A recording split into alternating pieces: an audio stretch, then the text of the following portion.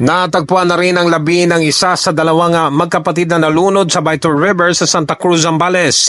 Ito ang kapatid ni Brian Ebuen na una nang natagpuang patay matapos natangayin ng malakas na agos ng tubig nang subukang tumulong sa tumatawid na tricycle sa ilog. Ayon sa Field Operations Officer ng Municipal Disaster Risk Reduction Unit na si Melanie Misea, Yes, sir.